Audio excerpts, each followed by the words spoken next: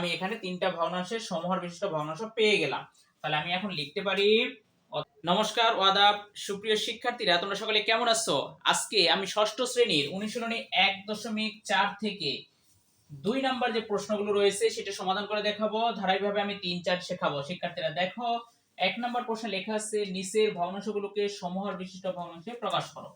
অর্থাৎ নিচের যে ভগ্নাংশগুলো রয়েছে এখানে একাধিক 3টা করে ভগ্নাংশ রয়েছে, এগুলো সমহর বিশিষ্ট ভগ্নাংশে রূপান্তর করতে হবে বা প্রকাশ করতে হবে। দেখো শিক্ষার্থীরা, ক নাম্বার প্রশ্নটা আমি প্রথমে তোমাদের সমাধান করে দেখাবো।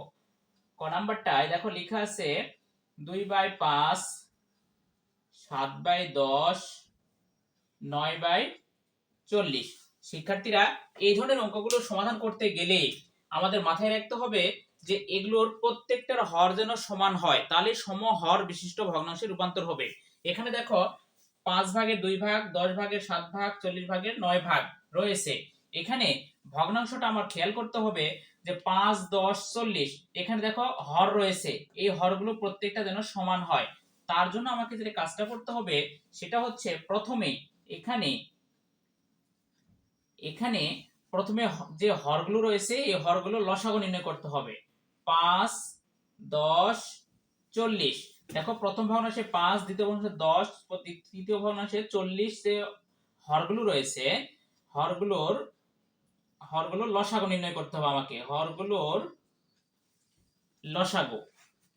তাহলে আমি লসাগু নির্ণয় করলে ফলাফল কত আসে দেখো শিক্ষার্থীরা, 5, 10 আর 40 এর যদি আমি লসাগু করি 5, 10, 40, তাহলে 5 দিয়ে যদি ভাগ করি 5 একে 5, 5 দুগুণ 10, 5 আষ্টে 40।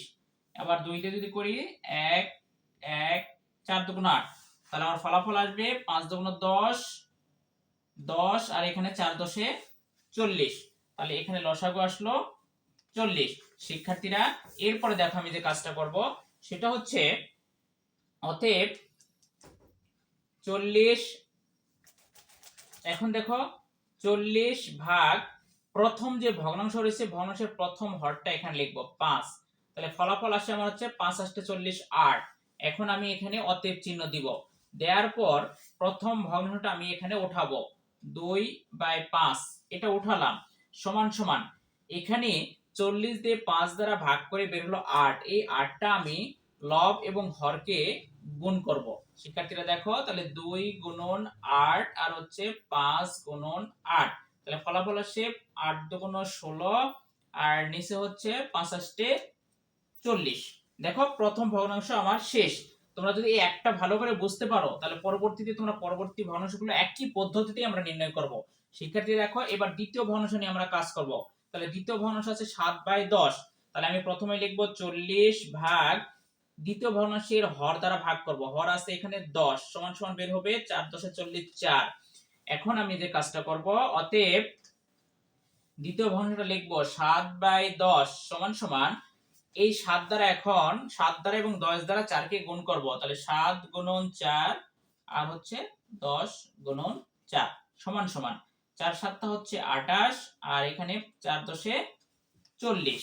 এরপরে তৃতীয় ভগ্নাংশটা নিয়ে আমি কাজ করব। তাহলে তৃতীয় ভগ্নাংশ একই পদ্ধতি, 40 ভাগ 40, তাহলে 40 কে 40 দ্বারা ভাগ করে বের হয় 1।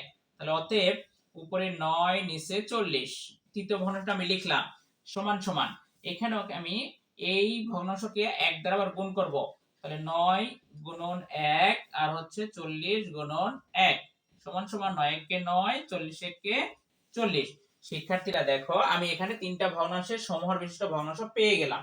তাহলে আমি এখন লিখতে পারি অতএব 2/5, 7/10, 9/40 এর সমহর বিশিষ্ট ভগ্নাংশ। সমহর বিশিষ্ট ভগ্নাংশ আমি পাইলাম, প্রথমটা পাইলাম হচ্ছে 16/40, দ্বিতীয়টা পাইলাম 28/40 আর তৃতীয়টা পাইলাম 9/40। এটাই আমার কাঙ্ক্ষিত প্রশ্নের সমাধান বা উত্তর। শিক্ষার্থীরা দেখো, এভাবে আমি একই পদ্ধতিতে আমি খ নাম্বারটাও করব। তোমরা একটু বোর্ডের দিকে লক্ষ্য করো, আমি ডান পাশে লিখি দেখো খ নাম্বারটা। তাহলে খ নাম্বার আছে আমার প্রশ্নে 17/25, 23 বাই 40, 67 বাই হচ্ছে 120। শিক্ষার্থীরা প্রথম কাজই হচ্ছে এই তিনটা ভগ্নাংশের যে হর রয়েছে হরগুলোর আমি লসাগু নির্ণয় করব। তাহলে এখানে 25, 40, 120 হরগুলোর লসাগু। তাহলে লসাগু নির্ণয় করি আমরা। কত ফলাফল আসে দেখো শিক্ষার্থীরা। তাহলে আমি নিচে রাফ করি তোমাদের 25, 40, 120। তাহলে এই লসাগুটা কততে যায় দেখো, 5 দ্বারা যদি আমি ভাগ করি, 5 দ্বারা ভাগ করলে 5 5 25, 5 8 40, আর এখানে হচ্ছে 5 2 10, আর হচ্ছে 4 5 20, অর্থাৎ 24 কে যদি 5 দ্বারা গুণ করি তাহলে বের হয় 120। শিক্ষার্থীরা এরপরে আমি 2 দ্বারা ভাগ করি, 2 দ্বারা ভাগ করলে 5 কে যায় না, 4 2 8, আর এখানে হচ্ছে 12 2 24, আবার 2 দ্বারা ভাগ দেই, তাহলে 5 2 কে 2, 6 2 12। শিক্ষার্থীরা এরপর আমি আবার একবার ভাগ করি 2 দ্বারা, তাহলে 5 একে 5, 2 একে 2, 3 2 6। শিক্ষার্থীরা আর ভাগফল করা যায় না, অর্থাৎ আর লসাগু করতে পারি না। তাহলে ফলাফল আসবে 5 2 10, 10 2 20, 20 2 40, 40 হোক 5 দ্বারা গুণ, তাহলে 40 হোক 5 দ্বারা যদি আমি গুণ করি 0 4 5 20, 200, 200 কে যদি আমি 3 দ্বারা গুণ করি তাহলে বের হয় 600। দেখো 600 বের হবে, অর্থাৎ এখানে খেয়াল করো এটাকে আবার এটাতে গুণ করলে 600 বের হয়। 5 2 10, 10 2 20, 20 2 40, 40 ও 5 দ্বারা গুণ করলে হয় 200, 200 কে 3 দ্বারা গুণ করলে হয় 600। তাহলে 25, 40 এবং 120 এর লসাগু হলো 600। শিক্ষার্থীরা এখন আমি যে কাজটা করব তোমরা লক্ষ্য করো, এখন প্রথম কাজটাই হচ্ছে যে 600টা পাইলাম আমরা, এই 600 কে প্রথম ভগ্নাংশের হর দ্বারা ভাগ দিব। তাহলে 25 দ্বারা ভাগ দিলাম। তাহলে 600 কে 25 দ্বারা যদি আমি ভাগ দেই তাহলে বের হয়, দেখো 600 ভাগ 25, ফলাফল আসে 24। 24 আমার চলে আসলো।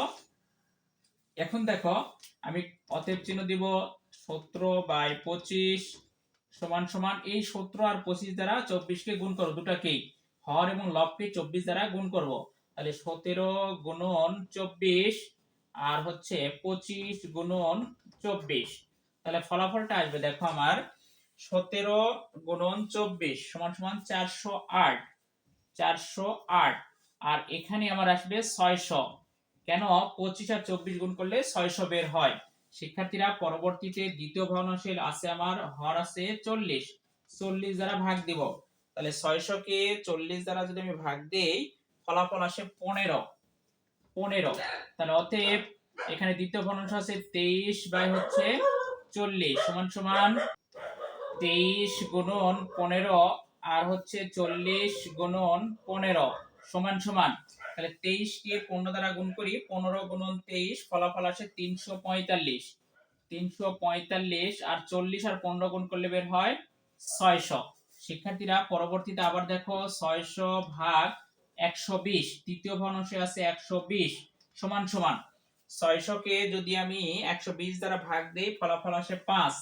তাহলে শিক্ষার্থীরা এটা দেখো 67 বাই হচ্ছে 120 সমান সমান 67 গুণন 5, নিচে হচ্ছে 120 গুণন 5 সমান সমান, তাহলে 67 কে 5 দ্বারা গুণ করলে 67 কে 5 দ্বারা গুণ করলে 335, 335, নিচে হচ্ছে 120 কে 6 দ্বারা গুণ করলে বের হয় 600।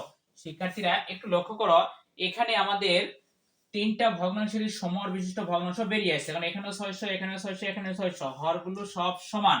তাহলে এখন আমি লিখতে পারি অতএব 17/25, 23/40 আর 67/120 এর সমহর বিশিষ্ট ভগ্নাংশ, সমহর বিশিষ্ট ভগ্নাংশ। তাহলে সমহর বিশিষ্ট ভগ্নাংশ আমরা পাইলাম শিক্ষার্থীরা, প্রথমটা পাইছি 408 বাই হচ্ছে 600, দ্বিতীয়টা পাইছি 345 বাই 600, আর তৃতীয়টা পাইছি 335 বাই 600। শিক্ষার্থীরা দেখো কত সহজে আমরা এই সমহর বিশিষ্ট ভগ্নাংশের ফলাফলগুলো বের করতে পারি, অর্থাৎ তিনটা ভগ্নাংশ, একাধিক, তিনটা না আর একাধিক যদি ভগ্নাংশ থাকে তোমরা একই পদ্ধতিতে সমূহ বিশিষ্ট ভগ্নাংশগুলো বের করতে পারবে। আর একটা কথা মনে রাখবে, যদি তোমরা এই 2 এর ক এবং খ নাম্বারটা ভালো করে পারো তাহলে তোমার 3 নাম্বার এবং 4 নাম্বার করতে খুবই সহজ হবে। তাই তোমাদের কাছে অনুরোধ, পুরো ভিডিওটা সম্পূর্ণ দেখার জন্য অনুরোধ রইল। যদি কোথাও তোমরা বুঝতে সমস্যা হয় তাহলে পূর্বে আবার শুরু থেকে ভিডিওটা আবার দেখবে তোমাদের সমস্যাগুলো সমাধান হয়ে গেছে। শিক্ষার্থীরা, পরবর্তীতে আমি 3 এবং 4 নম্বর প্রশ্ন নিয়ে তোমাদের সামনে হাজির হব। ধন্যবাদ সকলকে।